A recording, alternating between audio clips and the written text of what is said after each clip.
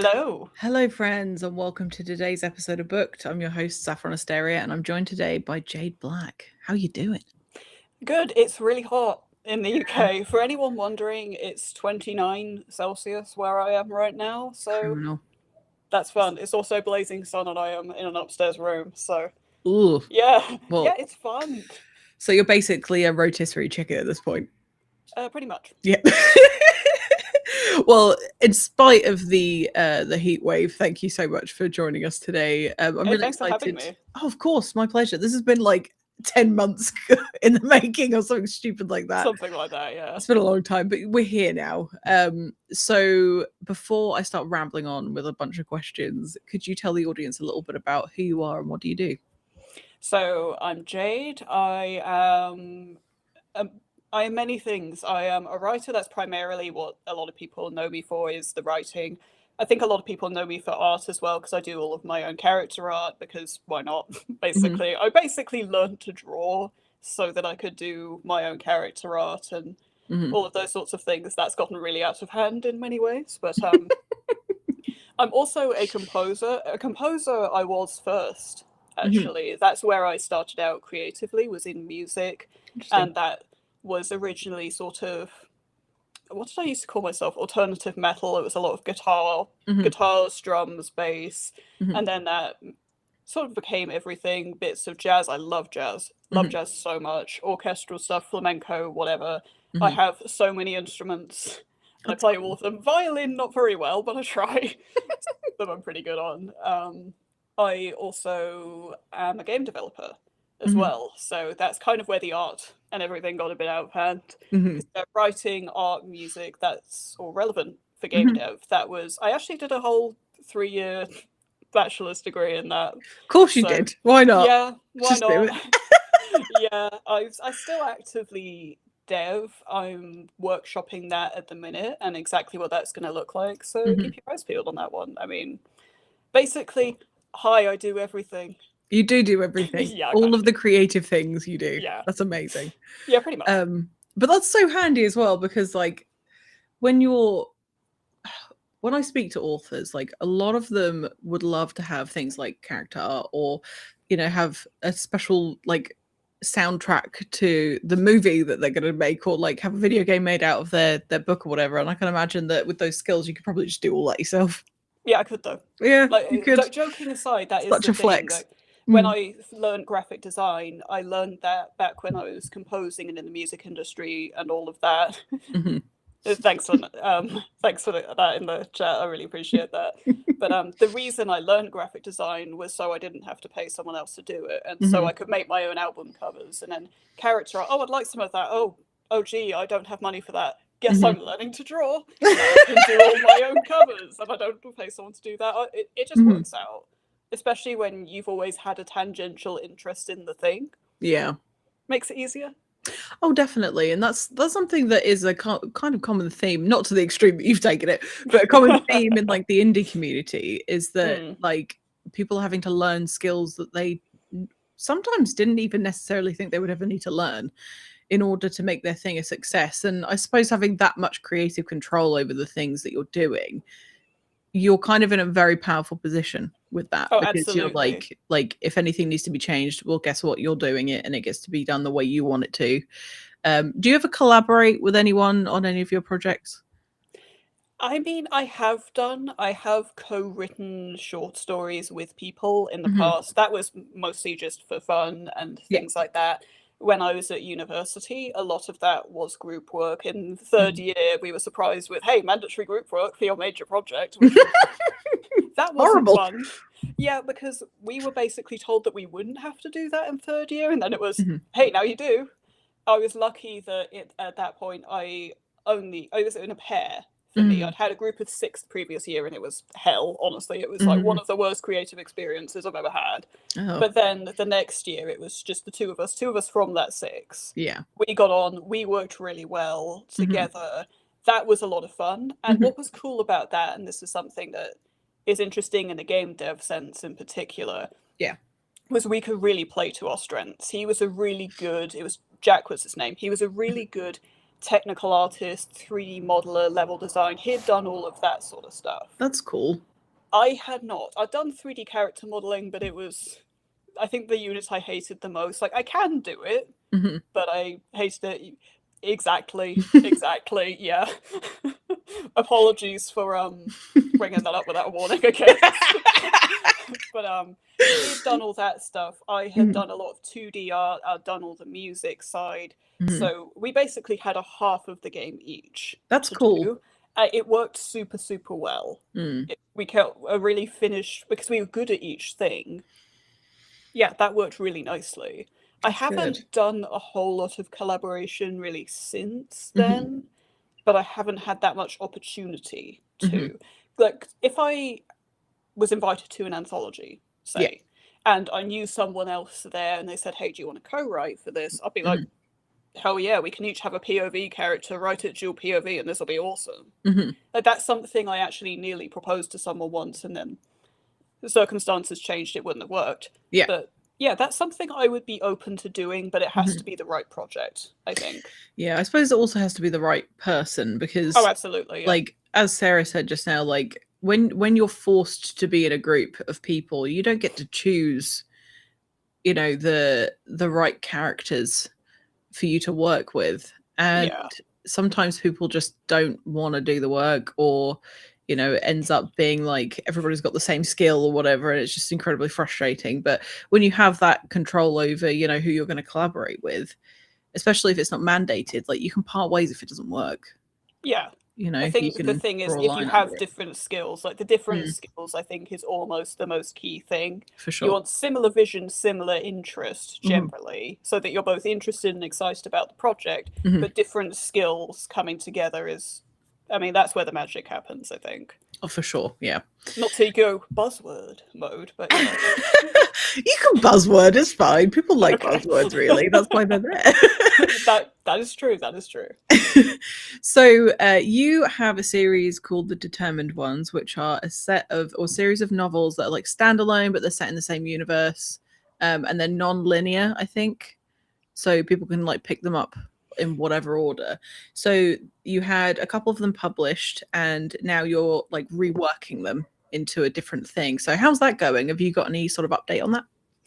That's going really well. So a quick clarification point is the full name of the compendium, I don't generally use it, is the Determined Ones Compendium. I don't call it a series, basically because of the non-linear structure. Gotcha, okay. It's mostly just me being pretentious. Hi, if you're new here and you haven't realised how pretentious I am, you're going to have fun. But oh, seriously though. But it's partly a pretentious thing. It's partly I like the word compendium and I think it sounds good. It is partly just because series doesn't feel right when it is non-linear. Yeah. When it is, each book is a standalone book. You read it cover to cover, complete story. You don't have to have any questions, and was the entire original point, was I'm going to write a story, and then as I had too many questions, so I wrote another one. Then I had too many questions, so I wrote another one, and yeah, it got out of hand. Is there a theme here, do we think? Just a little theme. But you can read it in any order. You can reread things. The series will grow. Compendium will grow. The story grows. It will form a full story like a series would, but in a non-linear way. And every book has a different POV. In terms of the actual manuscripts, there hasn't been a huge update on that in a while. Though, if anyone's new here, it's worth noting that 6 out of 8 of the books are complete drafts. Oh, fab. Okay. Yeah, 4 of them are like all but ready to go. One of which is in a first draft. I can actually get it for you. Oh, go on. It is right here. This is one of them. Love the colour. Yeah, it's really nice, isn't it? And I've got one that is, in theory, ready to go. I just have less confidence in it, and I haven't looked at it in a while. Yeah. So it could be ready to put on KDP tomorrow, theoretically, which I wouldn't do for what it's worth. But it might not be. We don't know. I'm writing the 7th one right now. That's early stages. But there's a lot of progress being done on terms of what print size am I going to use now? Because, yes, that's going to change to be UK standard as opposed to US standard, because I think that just makes more sense. And in terms of am I going to put short stories on Kindle Unlimited first, so people get a sense of my writing and what it's like, so they can pay 99 cents 99p if you don't have KU to read it, or you can just read it for free on KU and get, oh, I kind of like her writing, I kind of like the vibe of the compendium, because one of the stories I'm going to be doing that with is Count Stars, which is effectively extension material. Okay. It's a little side story, it's a little bit of backstory for one of the determined ones. It's Samu's backstory. That's going to be going on KU. This is announcement, I guess, by the way. Nice. I haven't actually publicly revealed this anywhere else yet, so this is a little scoop for Booked. Oh, thank you. You're welcome. But yeah, that's going to be going up. So that's probably the best sort of idea of, do I like this, do I not? It's not quite the same genre, but it's the same writing style, same characters, same world, all of that sort of stuff. So if you like it, that'll be great. That'll probably be the first thing that I end up, selfing. But we will see, because I do have quite the lineup for that, which I'm happy to talk more about if you'd like to. Yeah, sure. I mean, you got I watched a video that you had on your YouTube channel giving an update, and I wasn't sure if you decided whether or not you were going to self-publish everything, or is this you like testing the waters to see if that's something you would like to do with the rest of them? I think when it comes to publishing parts, this is something I have thought a lot about lately, because Scott J. Moses put this extraordinarily well on his Instagram pretty recently. Okay. But I don't really see it as an author-led thing. I see this as a project-led thing. It's about each individual project, what you want to do with that. So something, you might write something and go, actually, this would be perfect for Trad Pub. That's unlikely to happen for me, I think. Also, apologies for the traffic noise. If anybody, you can't control the traffic, it's fine. It's been so quiet this week, and then today it's like, hi, we're going to get in your way. It's fine, it's fine. It's barely so much fun. But yeah, going back to the actual point, if I wrote something that I thought would fly in Trad Pub, I might shoot for that, I might not. If I write something and think, hey, this would be great for an indie press, I'll go, yeah, okay. But indie press, the thing I always think with indie press is it's a very specialist sphere, generally. A lot of houses are like, we will take fantasy and only fantasy because that is what we know, that is what we love, we know what we're doing. Fair enough. And if I say, here, have my thriller, then neither of us are going to get the best result out of that. Yeah, for sure. And that's the same with horror. There are quite a few horror houses now. Self-publishing, I see in many ways as a market gap filler. Trad Pub is very, very particular about what it wants, to its detriment, in my opinion, at this point. But that's neither here nor there. That's me as an armchair critic in many ways, saying, hey, big multi-billion-dollar industry, I think you're doing it wrong. Yeah. But indie press is very specialist. It has a very few spaces, in many ways in a similar space to Trad Pub, but it means there are cavernous gaps that aren't really filled. And that's, to me, is where self-publishing comes in. It's like, well, there's nowhere for thriller right now. When I first started writing the determined ones and considering querying it too early, but I think that's just something that every writer goes through, to be honest. But back then there was nothing, and I thought in a few years maybe that'll change. It hasn't. And to be honest, with something that's as much of a passion project and something that's as personal as the determined ones, I think there's a reason to say, actually, this is something I've thought about. I actually almost did a calculation for this, and I put it quite well. Yes, I'm a dork. Enjoy. We love it. Come with the data. Because it's the idea of almost responsibility in that sense of it's something that's so personal that why am I giving effect? The publish switch is also the kill switch.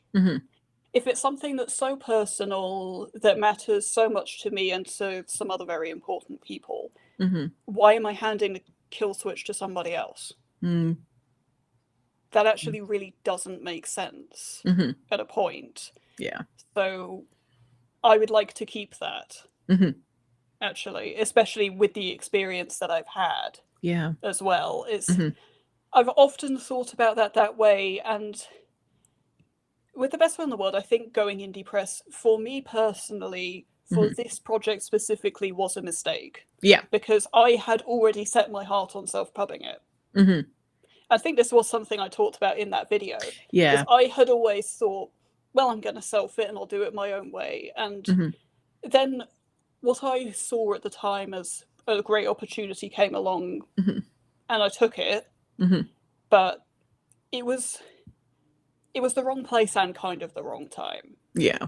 To be honest, because what I'd always planned to do when I started to really get serious about writing and really get serious about publishing, because those aren't always the same thing, and they weren't for me, was I thought, I'm going to write 6 of the books. I'm going to have 6 of them finished. Then I'm going to start thinking about publishing. Thinking about branding and iconography and print size and page color, and how do you make scene breaks work with page color, which is way more complicated than I ever thought, honestly. And I still don't know what I'm doing with that, and I'm honestly thinking about setting up a KDP account just to see if I can understand how that works. Yeah, I think that might be the best option. But where I am right now, those of the astute of you who are paying attention will notice I said 6 out of 8 books finished. I have 6 out of 8 books finished now. So it's actually kind of serendipitous timing wise, because now I can really look at branding and covers and all of these things the way I wanted to originally, with as much time and resources and skills and knowledge I've built up. I don't know, I think that's actually bizarrely worked out really well. It seems to have done. And I think like, without going into the specifics of things, like when you commit to like a contract and you're then beholden to the, you know, the people that are hoping to also make money out of your thing, because that's half the point, well, most of the point of a lot of presses is that they're trying to make money through selling books, right? That's like the key.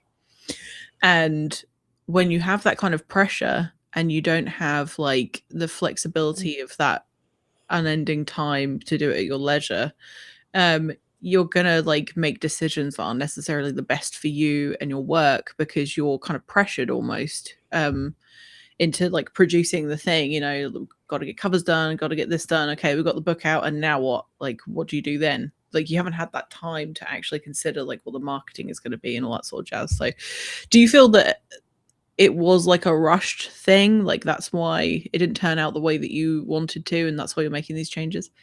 For what it's worth, I think the words in the books that were published, I'm very happy with. Yeah. I never compromised on that, and I was never going to. It's just, it's a lot of little things. Okay. So it's like I didn't have scene break marks because I ran out of time to get a good one for Mr. Nakagami, and then it's okay, well, I'm not running any for any of them then. Okay. Because it's weird to have some and not others. It's things like my spine doesn't have any decoration on it, which didn't strike me as a problem at the time. But when you're browsing in Waterstones, or I guess the equivalent of Barnes and Noble, the first thing you see is the spine, so it needs to look pretty good. And it's little things like that, or bits of iconography. I didn't have iconography down, and all of those. It's just little things that sort of add up, and I did the best that I could have done. But especially when it came to Shadow on the Snow, which would have come out on Monday, actually, like, I had to rush the editing for that so bad. And honestly, I still think that I did a really good job on that, because I can edit fast. I edit so fast, it's crazy now at this point. Because I spent years streamlining the process for that. But I did get to the point where I thought, okay, this is getting ridiculous, actually. Like, if I'm having to do an entire book going from first draft to polished drafts worth of editing in a calendar week, which means doing 16-hour days, and, you know, getting maybe 5 hours of sleep because insomnia, getting up at 8 the next morning, getting straight back on the laptop, it's not worth it. No. The thing I would much rather do is have everything done, everything's edited, everything's clean, we got all the covers, we got everything. Mm-hmm. Then we figure out what the dates are. Yeah. That saves your sanity so much. And to be honest, it's probably not going to get done any slower. Because the thing that's always going to take the most time is filling this up. Mm-hmm. If this dictates the entire thing. If this isn't full, mm-hmm. there's nothing to put out there. Mm-hmm. Get that full first. Yeah. That's my view on it. I totally agree with you, and that's some advice that I got like really, really early on in this process of like interviewing people and writing and just in general. Is that I was like really dragging my feet finishing the first draft of this book that I've written, and I was like, oh god, it's taking so long, and it's because I wasn't doing anything. And then somebody was like, just write it. Like, it doesn't matter if it's crap. Just finish, write the end. Like, write the whole thing. Like, I'm not happy with the ending of this book, but yeah, but you can change it now. You at least know what doesn't work. Exactly. But I was like so resistant because I was like, no, it has to be the right story. But actually, it doesn't. It just has to be something that you can mold. Like, you can't make, I don't know, you can't make a bowl if you don't have any clay. You need the clay first. So that's incredibly helpful. And I totally agree with you on like making sure everything's ready before you tell everybody what date it's going to come out, because I see so many people doing the absolute opposite. And it's just like, why are you stressing yourself out? You have especially self-pub, because like you have total control over what happens. So finish it before, like, make sure you got your cover art back before you tell everybody when it's going to come out. I mean, honestly, though, look at the games industry. The games industry is the absolute pinnacle of getting this wrong.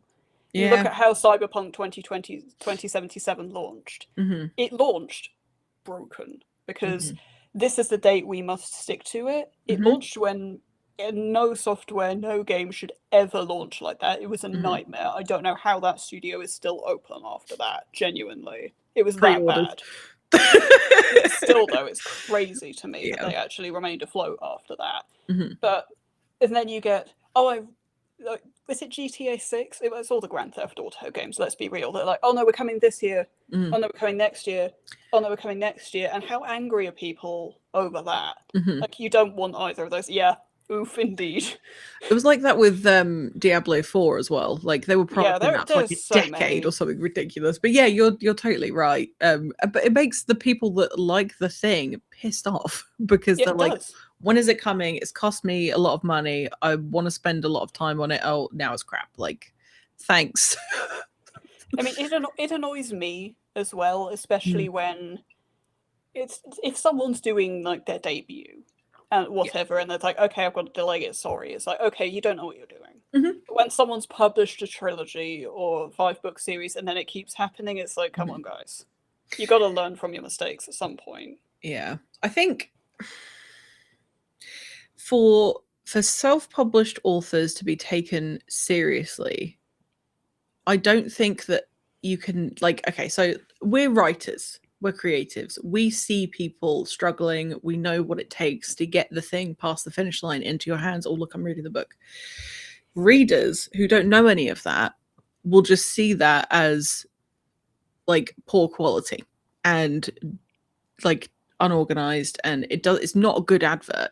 So there's a lot of like, you have to walk a really fine line, especially if it is your debut, because obviously you're going to make mistakes. Like, there are loads of things that you have to learn. You have to basically have like 20 jobs that like a publishing house would fulfill, but you have to do it all yourself, and you're like your biggest champion and trying to get people convinced that your thing is good enough to spend time on and money on and all that sort of stuff.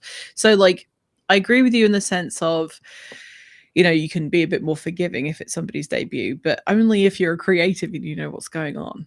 Like, absolutely. The reader over there, you can't see where I'm pointing. The reader over there doesn't know. To be fair, I am also a reader, so you can point at me. That works. Over there, no.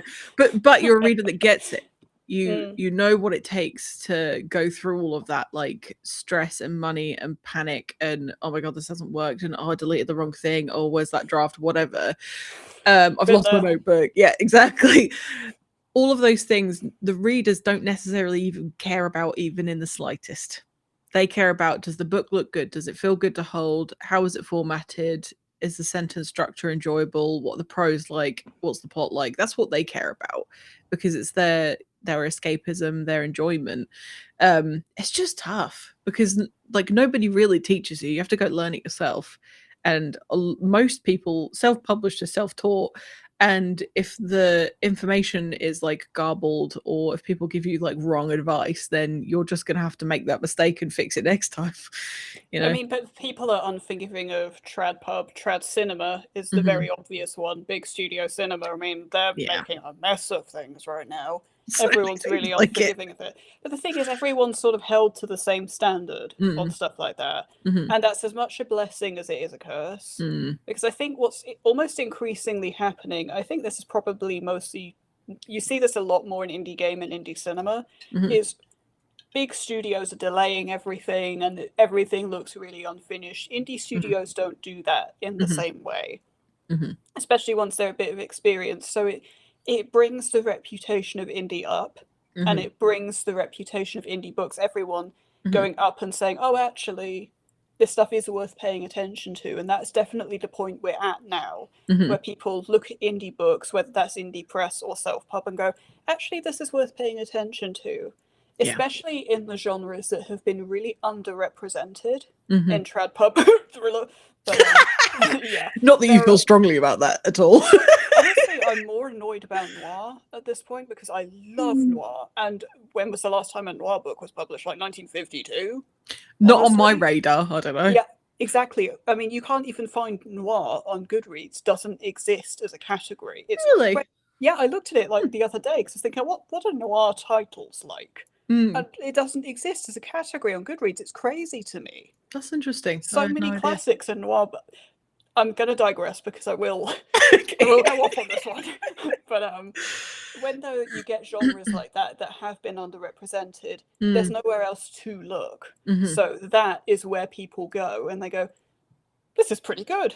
Which, well, yeah, of course it is. People put love, they put time, they put passion into this stuff. Of course it's good. Yeah, you're right. And it's very interesting that you made that comparison, actually, because like I seek out indie everything as much as I can because I just love what comes from it. Like even if it's like varied quality, because you get varied quality literally with everything. Yeah. And indie cinema is like revered, and so is like indie music. Like I'm a huge indie music fan, and I don't think the same clout is given to indie books when you think about like, that there's this expectation of quality, in my opinion, of standards and quality that gets applied to books that doesn't get applied to anything else. Like, I disagree. Tell me why. Actually, I see indie books in much the same light as indie games. You look at indie games 10 years ago; it was a laughing stock. It was 3D Ultra Mini Golf, 3D Ultra Mini Golf on the Xbox 360. If you know, you know. Good God, was that demo bad? Crazy pull. Never mind. But, indie games now are, heralded. Everyone loves indie games. Everyone loves Stardew Valley. I mean, Stardew Valley is basically everyone's gateway into indie gaming at this point. It's one of the best games of all time, I've got to say. It is. It is. I'm not a farming sim person, but I love Stardew Valley. Everybody loves it. It's so good. But indie games now, I mean, I don't think they're held in the same light as indie cinema, where everyone's like, indie cinema's the best thing ever. I don't think indie games are quite there yet. Yeah, that's fair. Sarah, that's fair. If you want to add anything, Sarah, please do. Have a little rant in the chat. Yeah, I mean, let's make it a debate. Why not? But indie games are sort of... Indie cinema, I would argue, is here. Yeah. Indie games are sort of here. Indie books are not quite there yet, but they're doing this. I will agree with that. Yeah. So I do think it's going to get there to the point where indie books are the coolest things in sliced bread. And I don't think that's going to take all that long because we're getting to the critical mass stage. Yeah. That you see with basically anything. As critical mass, you get enough support, everyone starts to love it. I don't think indie books are held to a particularly high standard compared to indie games, though. Because indie games are always said, oh, but it's not photoreal yet. It's like, oh, yes, because hyperrealism is the best style, clearly. And it's just not. I really don't vibe with hyperrealism at all. I think it's like the most overrated art style there is. Hot take. I guess it is hot. It's like 30 degrees. It's probably like 32 in here. Okay, just let me have this one. Boiling take. Yeah, sweltering take. But yeah, it's just different. You look at like The Long Dark as an indie game. The Long Dark gets so much flack for not being photoreal, and it's like that's not even what it's going for. It's meant to look like a painting come to life, and it gets so much flack, and it's like that's because you're not even trying to understand. And you would look at the Demon's Souls remaster and have exactly the same criticism. And you would say, this isn't hyper-real enough for me. The jiggle physics aren't 100% accurate. And it's like, dude, they're not going for that. They're focusing on the thing that's spitting fire in your face and killing you. They're more bothered about that, actually. And, you know, it's priorities. If people don't want to understand, then they won't. And I feel like it's the same with books. It's like, some people only care about the typos, ignoring the fact that TradPub is also has typos. It really does. It's bad, actually. And it's like, oh, but there's a typo in your book, so it's bad. It's like, okay, so every book that's come out in the past 5 years is just bad then. Okay. Yeah. I was reading this book. I hate read a book the other day. I never do that because I desperately wanted to like the plot. And it was written by a dude from like the point of view of a teenage girl, and they got it all wrong. But it was like, I don't know, it was just so crap, but I just had to finish reading it because I was like, I want to know what happens. And like, he really, anyway, I don't need to go into it, but it was called Feeders and it was rubbish. But like that needed like 12 rounds of editing. It was not, in my opinion, like I didn't enjoy it at all. But I think the people that go for indie as like a standard are like the target audience, but I feel like there's more and more pressure for indie or self-published authors specifically to reach a similar standard to appeal to people that prefer traditional publishing, like traditionally published books, sorry. But I was talking to my dad a little while ago when I first started Idiosyncrasy, which, by the way, has completely changed. It's going to be a different thing, but that's by the by. And I was talking to him about it, and I was like, I don't really know what to do with it, and blah, blah, blah. And he was like, well, I go into Waterstones and I look and see what books they have on the table. And I'll just pick one up that looks interesting, and that's what I'll read. And I was like, okay. So then I was thinking about like where people look for books, and the places where indie books dwell, that people that just like consume books largely from shelves in physical bookstores. There are so many books that you have to have something eye-catching to get people's attention. And what do you need for an eye-catching cover? Either need artistic skills or money. Or both, or preferably, both. To be honest. And that's one of the hardest things, is that to stand out in such a saturated environment, that you kind of need to have something a bit special. So yeah, it's such a minefield, because for me, like, I love the grittiness of a lot of self-published works, because like there's no compromise that's been made, and I really like that. It's something I genuinely love and enjoy. Yes, absolutely. But to make it like commercially appealing, sometimes you have to make compromises, and some people aren't willing to do that. So it's just, I don't know, it's one of those like it's again a tricky line, because so many people are now really sick of, you see this especially again in film, of just, this is like soulless, boring, paint by numbers.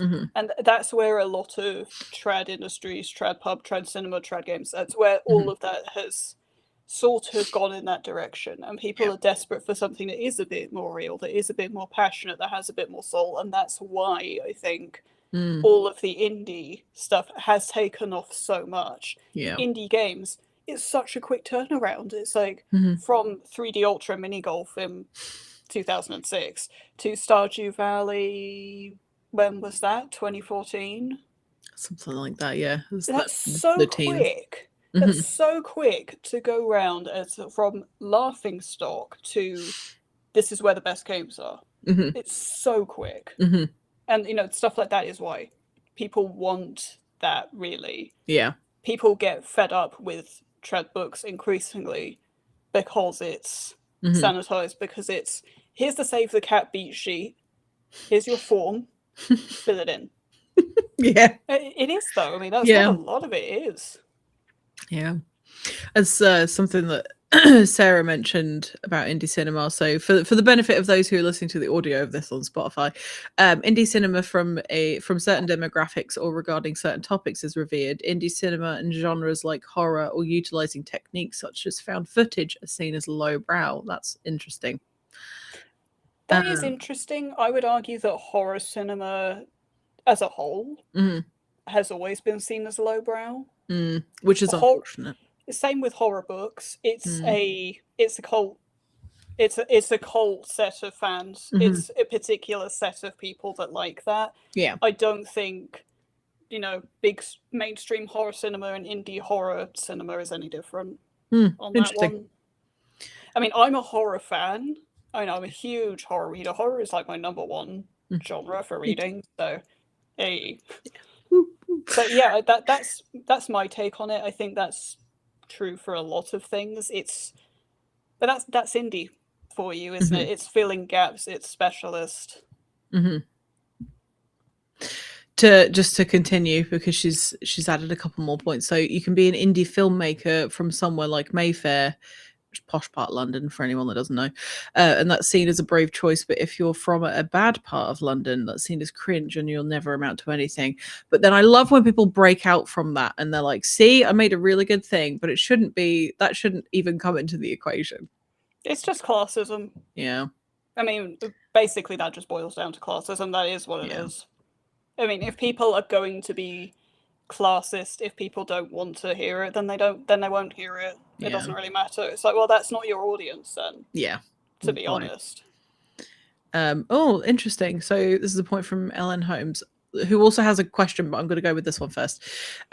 So she says, I've heard that the tables in Barnes and Noble are actually paid for spots. I'm not sure if that's true, but that's what I've heard from more than one source. If that is true, that's shitty. I would not be shocked. Pay to play, though. It's pay to play, isn't it? It almost definitely is.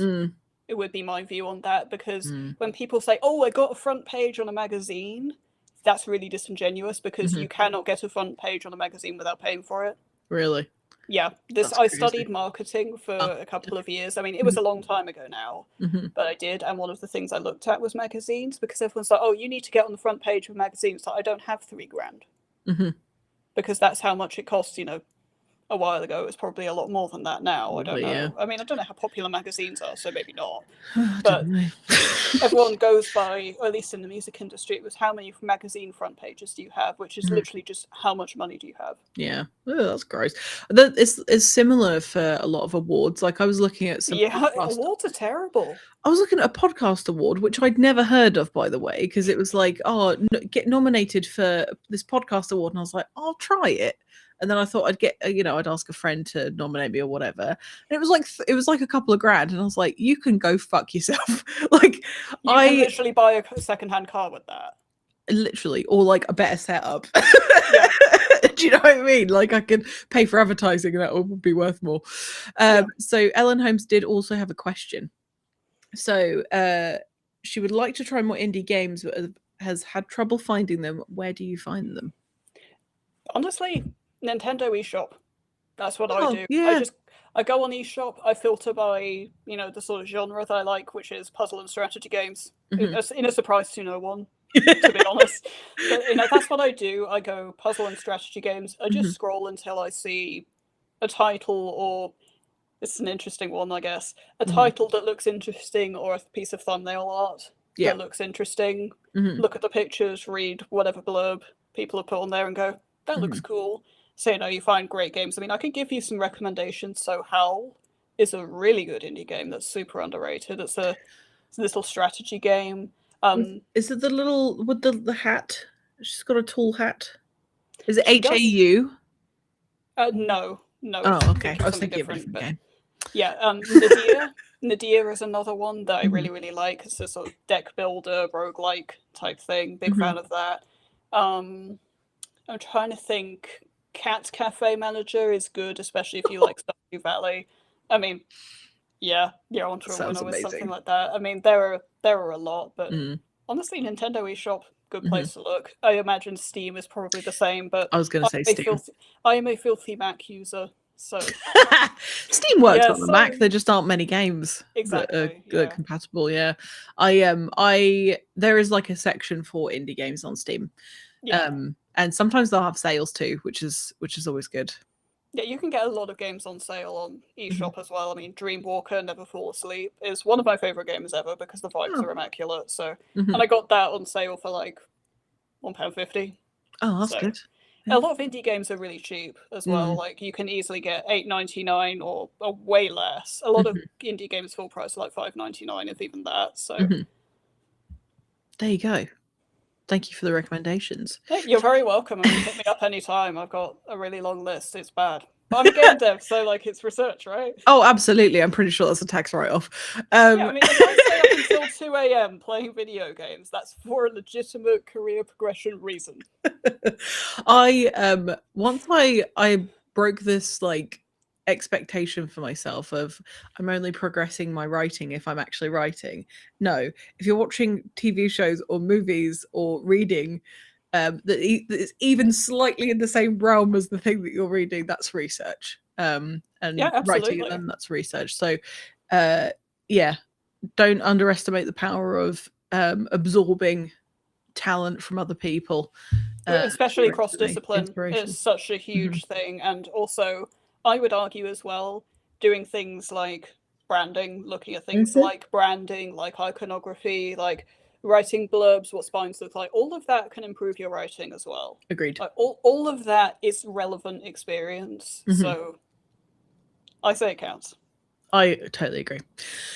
Do you have any advice? So you've been doing this a while now and you've written obviously 6 out of the 8 books in your compendium. I remember and that's only the compendium for what it's worth. For talking about this specifically. Yeah. Is there anything about the process of writing that you have changed to make it easier for yourself that you didn't do before? I think the big one, and this was really early, was I don't draft on a computer. I handwrite. Everything is in these or this or however many dozens of others there are.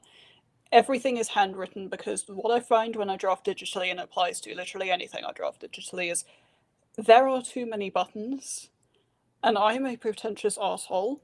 So what I do, the first thing I do is go, oh, I can be clever. Oh, I can bold this and it can mean something.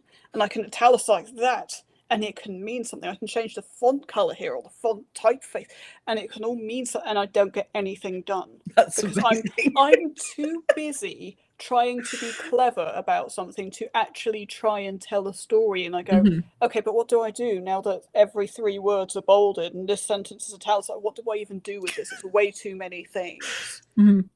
Genuinely, it's just pen and paper.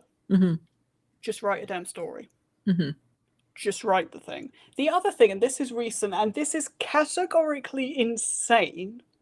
This is the social media teaser for anybody who likes to hunt these things after the fact. Almost definitely. I used to do that for Adventures Elsewhere as well, but I always thought it was funny to sort of try and hunt the social media teasers in the episode. One thing that has changed recently is I play video games while writing. And this is where you get my love for like turn-based things. I've always loved like turn-based games and things like that. But like when I'm writing Determined Ones, I have my Switch on my lap and it's got Inscription open. And I love Inscription. It's like my favorite game ever, by the way. And then I've got my notebook here and a pen. And I'll, write a few lines, write a paragraph and go, what do I need the next sentence to be? Let's do a fight, an Inscription. Pick up an item. Now I know what it is because it's been cooking in the back of my brain. Write the next bit. What's this guy going to say? Do another fight on it. Works like a charm. My drafting has sped up so much. It's insane. I probably write twice as quickly doing it that way. And I'm quite literally spending half the time doing it because half the time I'm like, hey, it's my game. So. That's amazing. That's a first for me. Insane. Absolutely insane. I wouldn't say insane. Music as well. It's kooky. it's like the game music has such a sort of vibe, and that can really help as well. Yeah, cool isn't the word I'd use. Well, it's the word that Ellen Holmes has used, so that's I nice. appreciate it, but I'm not sure it's the word I'd choose. I always have, well, I say always, that was a lie. I sometimes, when I need to concentrate, I will put on video game music, and it's almost always the soundtrack for the first 3 Spyro games. I'm not familiar with Spyro, actually. I've been recommended it. I Jade! know. You must. I genuinely think that you will enjoy it. I mean, probably. It's really They good. look like fun. It's just one of those games that I've never picked up for some reason. I'm not really sure why. If you see it on sale, get into it because they're sick. Will do. Yeah. I used to play them as a kid, and they did the Reignited trilogy, which like they just revamped the graphics and some of the gameplay. And I never managed to complete it as a child because I would get annoyed that I couldn't do certain things. I'd skip past stuff. And then doing it as an adult, I'm vulnerable moment. I completed the first game for the first time as an adult, and I burst into tears because I was like, I can't believe I did the thing. It was very exciting. It was a really good moment for me in my life. Fair enough. I mean, music is a big thing. So, like, when I'm editing, I will often have like a set playlist for the project as well. Cool. That's something that helps me stop over editing sometimes. And this is proper chaos goblin mode for you. Oh, I'll have wait. I'll have a dedicated playlist that's made up of everything from Metallica to Foo Fighters to Ella Fitzgerald. I mean, whatever. Nice. I'll have that going. I have my laptop open. I'll be thinking about that dialogue, and then I go, I need to let this simmer. Let's do a game of Mahjong on my Switch. Yes, I play Mahjong while I'm editing. I'm insane. Not surprising me anymore. I'm just not surprised. I don't blame you. I think you and I are similar in the sense that I like to watch TV while I'm playing video games. That I don't get, but I'm not a huge TV person, That's so okay. I wish I was. I get it, but I don't have it, you know. There's a concentration thing because, like, for me, and it might be a similar mechanism, when I am playing video games, I think too much a lot of the time, and so if I have the television to listen to, then that shuts off that part of my brain, and it's quiet and it's very nice. Yeah, it is a bit like that actually, because the thing I have is it's not ADHD. Actually, I mean, a lot of people would look at that and go, "Wow, that's the most ADHD thing I've ever heard," which is fair. I wasn't going to say anything. Yeah, it's an assumption that people make, and I completely get it, but it's not. It's actually a very odd side effect of my disability that my brain is permanently stuck on overdrive. Oh. So yeah, that's fun. Yeah. So basically, I just need things to like crowd that out sometimes. So it's just there's too much going on for my brain to go rambling on about, hey, do you remember this thing from 2005? Some like JML advert from 2005. Like that will genuinely be the thing that comes up and like, I am trying to concentrate on like a scene of a man being tortured. Why is there a JML advert in my brain? That's so funny. Because my brain just can't stop. Like there is no ability for it to stop. And I have an incredible memory. I have like the lawyer's memory. Nice. So yeah, it's quite the combination of things to have going on. No kidding. Yeah. But I bet it makes for an incredibly fascinating creative process. Never a dull moment. Oh yeah, and I bet that also means that you're never going to run out of material. Oh no, I have the opposite problem. Yeah. Honestly, when it comes to novelette ideas in particular, for those that aren't familiar with novelettes, because this was not a term I heard until really, really recently, it's kind of between short story and novella. So there are some very, very, very heated debates around exactly what length that is. I tend to take that as 10 to 25,000 words. So, you know, split the middle, you know, 35 to 50 pages, something like that. That's the sort of length you're looking at. I really like writing stories that are that sort of length. It works really well for just the little ideas you have from like fever dreams and stuff like that. really good for that. The thing is, I have a ton of those all the time. I have so many ideas for those that I quite regularly have to like go through my database of those. It's that bad. And think, do I actually want to write this? And weed stuff out. And like a new idea sort of sits in a different space where I can go back to it later when I'm looking at something else and go, oh, that's cool, actually. Yeah, I do want to do that. I actually, this morning, uploaded a whole episode of my podcast Adventures Elsewhere, talking about some of the new ideas I've had this year. So if you want to know more about that, go hit that up after this episode of Booked has finished, and you'll know all sorts of things I write outside the determined ones and those sorts of things I'm interested in there too. So that could be interesting for you. It's actually hilariously out of date already. Yeah, it's bad, guys. It happens. It's okay. It's okay. Yeah. So I do have a QR code here with your link tree so people can find all of your stuff, and there should be links below. If there aren't right now, then there will be by the end of this episode. So I'll also link your YouTube channel so it's easier for people to find. It's easy to find me anywhere on social media because I'm at Jade Black 21 or at Jade_Black 21, anywhere where I exist. So I'm really easy to find. That applies to YouTube as well. Just search at Jade Black 21 because you can actually do that on YouTube now. This was something I didn't know until I set up my channel. That is now a thing. So it makes channels easier to find. For sure. But I will also put a link just in case. Yeah. So this time has gone by incredibly fast. But I would like to. It happens. It happens. Yeah. It just means we're having fun. So there are always two questions that I ask at the end of every show, and I'm going to do that now. So, as a writer, what does success look like to you?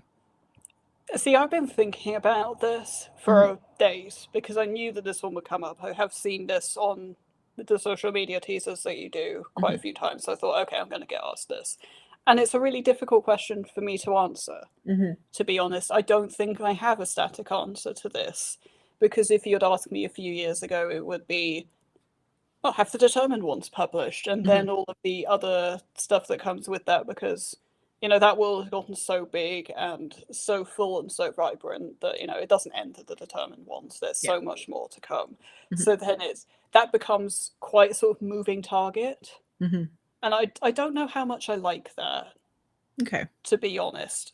The other thing I would sort of have as somewhat of an answer, this has come up a fair bit, is fill out all of the sort of full house slots, which is my incredibly pretentious. I have episodes of the podcast dedicated to explaining this because it's so complicated. It's my sort of way of tracking all my writing goals.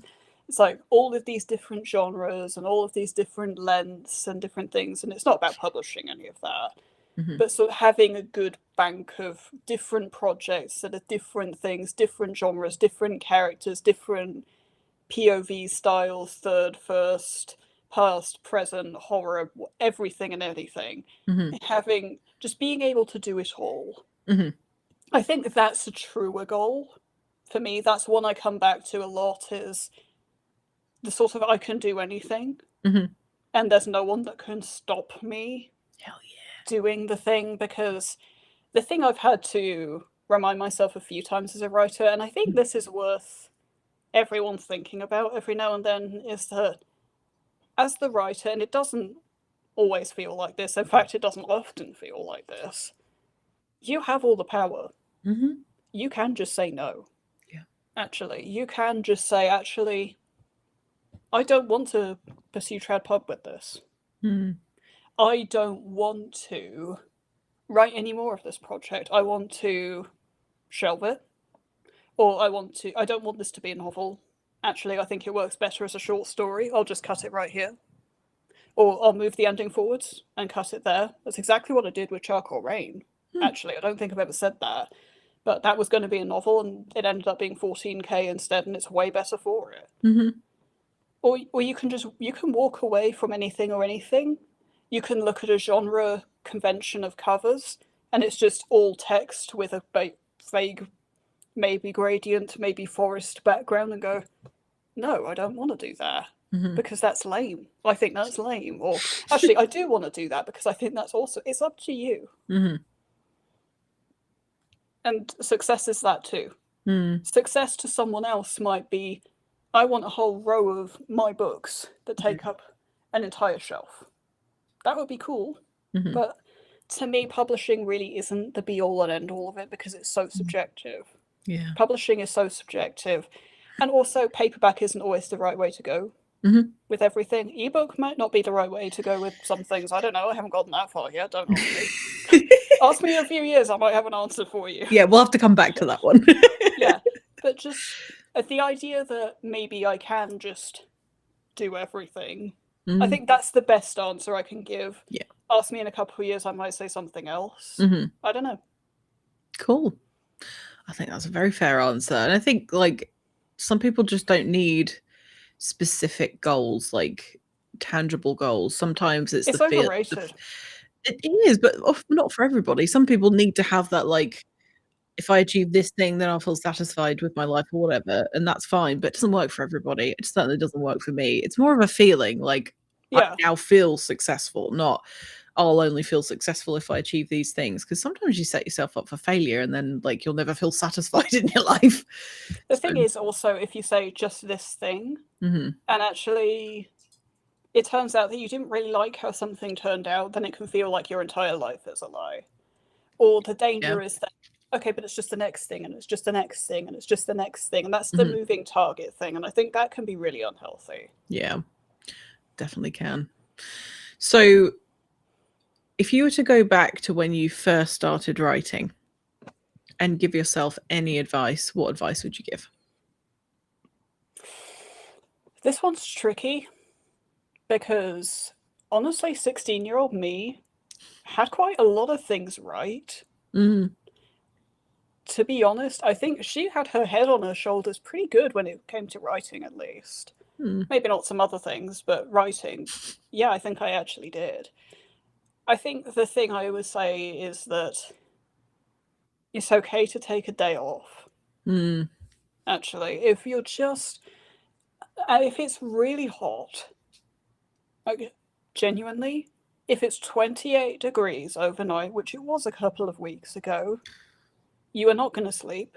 You are certainly not going to write because it's too exhausting being in that sort of heat, and that doesn't make you a failure. Just taking a day off, if anything, sometimes that can be the best thing you can do because you're not sure what you need to get done that day, what the next scene is. So it's like, well, leave it a day, sleep on it, and you probably have a better idea of what you want to do tomorrow. If it turns into 2 days, it turns into 2 days. It is what it is. I agree. And if you're watching this and you feel like you can't take a day off, if it's for a creative project, you absolutely can. So you should do that, especially if you're feeling burnt out, because as Jade said, burnout is a killer. Burnout will quite literally kill you if you let it. And that's like the worst way to die. Like that, like if there's one thing that's going to kill you before you're 30, it's going to be burnout. Don't be that guy. Yeah. You can get another 50 years out of your life taking one day off to stop the thing killing you before you're 30 so you can get another 50 years. Do the maths. Agreed. Hard agree. Yeah. Well, thank you so much for that sage advice, and I appreciate you coming on the show and sharing. I really appreciate you having me. Thank you so much. It's been a pleasure. This has been so much fun. I can't believe that an hour's gone by. It feels like about 12 minutes, but I feel like we've gotten a lot out of this show. I feel like there are things that people can take away from this as a creative or even as a reader. Like, go seek out indie stuff, go and try something new, teach yourself a new skill, give yourself more power and more control over stuff. I just want to thank everyone that joined us for the live. I appreciate you being here. Thank everybody in the chat. I mean, I couldn't see you here. I saw some of your messages pop up on screen, and that was great. It was great for everyone here, and also the viewers who will watch the VOD after the fact. Hi, I see you. I'm a VOD sicko too. We whatever stage, live or recorded, I'm always appreciative of people joining. And I'm gonna say something very cringy that I hate doing, but I've been told I need to do. Please subscribe to this channel if you haven't already. I would like to be able to make it easier to platform these incredible creatives that I talk to. The whole point of this show is to get you in front of more people so that they can find you and enjoy your work. So please hit like and subscribe. Comment if you'd like to. Even if you wouldn't like to, can you do it anyway? I'll tell you what, let's make this more British and less cringe. These things do not go hand in hand always, but sometimes in this case they will. Please give it a go. Yeah. Subscribe, like, and comment, or I'm going to slap you in the face with a wet fish. Thank you, Jade. Let's get Saffron to 500 subs. No, scratch that. Let's get Booked and Saffron to 750 subs by the end of 2026. That's or you're goal. all getting slapped in the face with a wet fish. On that note, I'm going to wave goodbye, and I'll see you on the other side, Jade. God, the heat is getting too I know. Goodbye, everybody.